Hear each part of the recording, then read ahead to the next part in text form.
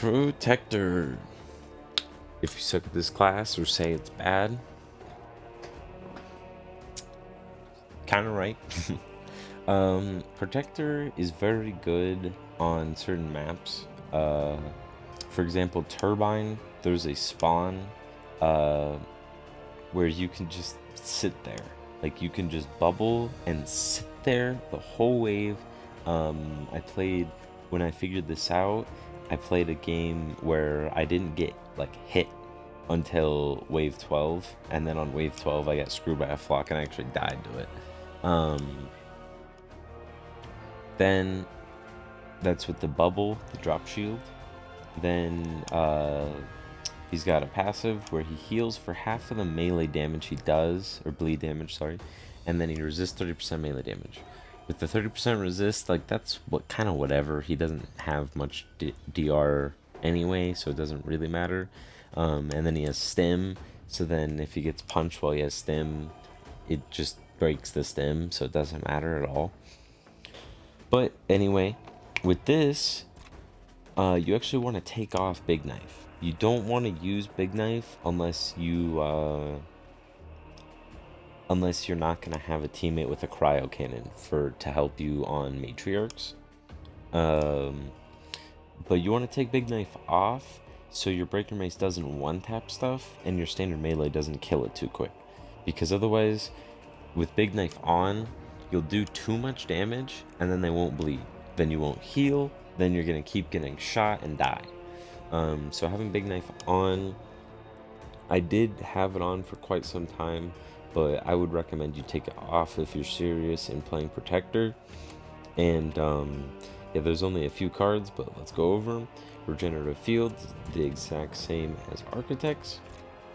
4.25 seconds of not taking damage, then you get stim. Takes about a minute and a half, you get full stim.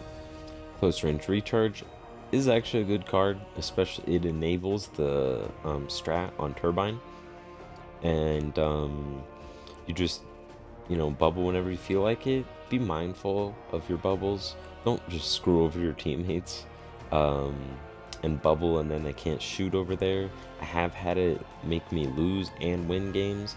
It's made me lose games because they bubble a spawn, then the enemies get straight to the base because we couldn't hit them.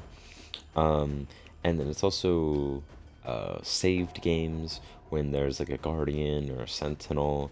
The protector bubbles and then everyone gets in it, and then the guardians and sentinels leave us alone for a little bit. And it could be a double-edged sword. Bloody Blade, your melee hits just do 130% bleed, and like 130% bleed, that's a good amount. So it's a perfect synergy between your base melee damage and then the bleed doing damage, so then it heals you from your passive. And then I have the Nasher card on, but that, you could put on score boost if you wanted to, but like I said, you want to have Big Knife off. You can use it if you want to, if you want to see like the juicy damage against some bosses. But otherwise, I would just throw on the Nasher card just to kill guardians and sentinels while you can Breaker Mace them. Then you've got a damage perk, a damage reduction perk, and then two other perks that don't really matter. Just do your ultimate cooldown is one of them, but I can't remember the fourth one. But so you just want to do your damage reduction and your damage perk, and then play tactically, like play your cover, melee your enemies, and then let them bleed out. If they are gonna do too much damage to you or look at you while you're walking away, just swipe them again, so then they'll bleed out quicker, and don't down you while you're walking away. And then that's about it for Protector. One quick thing though, the drop shield, the Breaker Mace goes through walls, like pretty much every wall. So you could just hit your bubble and then slam with the Breaker Mace, and that's that strat I was talking about on Turbine. You just do Breaker Mace slams, then you get a level 4 locker, then you just swap between 3 breaker maces, and then you just slam through your barrier, and it is very OP. And yeah, that's Protector.